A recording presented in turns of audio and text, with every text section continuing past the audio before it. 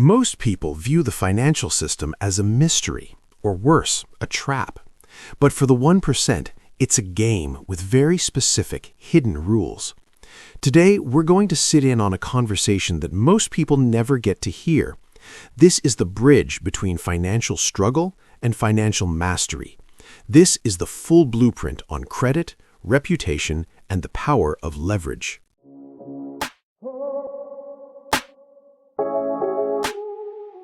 I just don't get it, Tom. I've never missed a bill in my life. I pay my rent, my phone, my internet, but the bank says I have insufficient history. How can I be a risk if I've never even owed anyone money? That's the paradox, Bob. In the bank's eyes, having no debt is almost as bad as having bad debt. You're a ghost. They have no data to predict if you'll pay them back. You're trying to apply for the Chase Sapphire or Amex Gold. Those are in-game cards. You need to start with a secured card. Explain that like I'm 5. What is secured?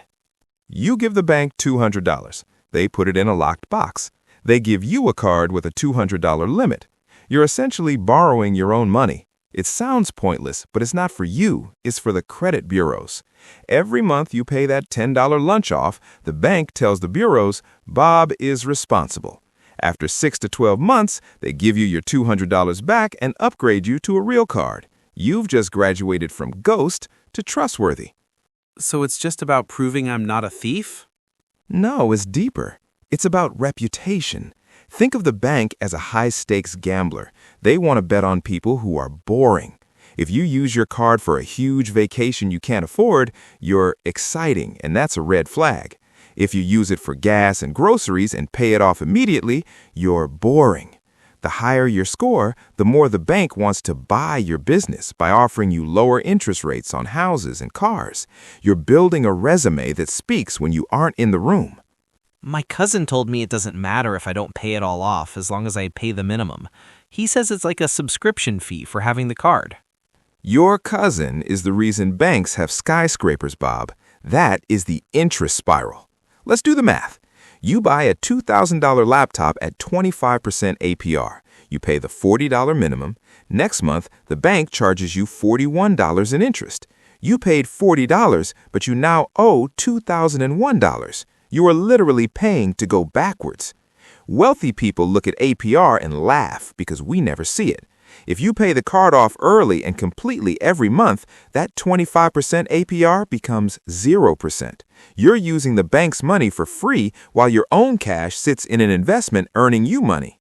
Okay, so I'll pay it off at the end of the month. But if my limit is $1,000, I can use the whole $1,000 as long as I pay it back by the due date, right? Wrong. That's the utilization trap.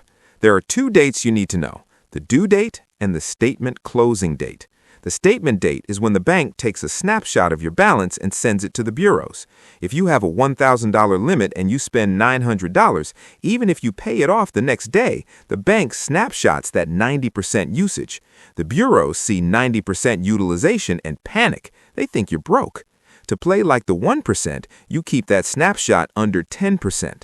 I pay my card off weekly. I never let the bank catch me with a high balance. What if I just forget? One late payment can't be that bad. Bob, a single 30-day late payment is like a grenade to your score. It can stay on your credit report for 7 years. When you go to buy a house 5 years from now, the lender will see that one late payment and hike your interest rate by 1%. Over a 30-year mortgage, that one forgotten payment could cost you $150,000 in extra interest.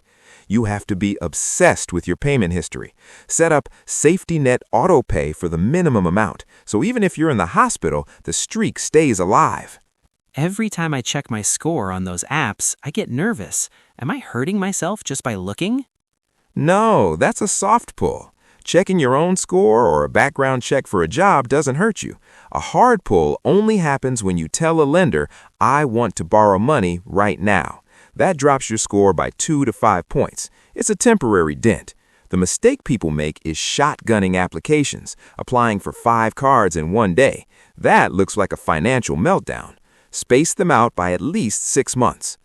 It feels like you had a head start, Tom. Your score was already high when we were 18. I did. It's called Authorized User Status. My parents added me to their oldest card when I was 15. I didn't even have the card in my wallet, but I inherited their age of credit. The length of your credit history is 15% of your score. By the time I was 18, the system thought I had been responsible for 20 years. But the bigger gift wasn't the score, it was the financial literacy. They taught me that a credit card is for production, not consumption. If I use a card to buy a suit for an interview, that's an investment. If I use it to buy drinks at the club to show off, that's financial suicide. I still feel safer with my debit card. It's my money, no debt. That's the most dangerous thought you can have, Bob. If your debit card is skimmed at a gas station, your rent money is gone. You have to fight the bank to get it back, and that can take weeks. If my credit card is skimmed, it's the bank's money that's gone. I just call them, they cancel the charge, and send me a new card. Plus, credit cards give you purchase protection.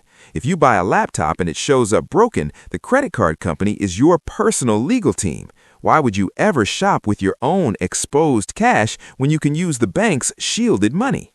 Honestly, Tom, my head is spinning, but for the first time, I don't feel like the system is just out to get me. I feel like I finally have the rule book. I'm going to go home, check for a secured card offer with a soft pull, and start that reputation building today. That's the spirit, Bob. Remember, the goal isn't to spend more, it's to be more trustworthy in the eyes of the bank. Once you master the credit card, you've mastered the smallest level of the game. This was huge, man. I really appreciate you sitting down with me. Let's meet here again next week. I want to keep this momentum going and grow this financial knowledge while I'm still motivated. I'm in. Next week, let's move up a level. We'll discuss how to actually apply for a loan, whether it's for a car, a business, or a home. There are different types of debt, and some of them can actually make you richer if you use them the right way. We'll break down the different loan options so you don't get slaughtered by the terms. I'll buy the coffee next time. See you then, Tom. The bridge between the 1% and the rest isn't just money, it's access to the right information. Bob has taken his first step out of the shadows and into the light of financial sovereignty. But credit is only the foundation. Next time, we follow Bob and Tom into the complex world of lending and debt mastery. We will explore how to secure a loan without selling your soul to the bank. This is the Growth Archive. If you're ready to build your own kingdom, hit the subscribe button and turn on notifications. Don't let the algorithm decide your financial future. Like this video if you want to see Bob's loan journey next. And as always, stay curious, stay disciplined, grow.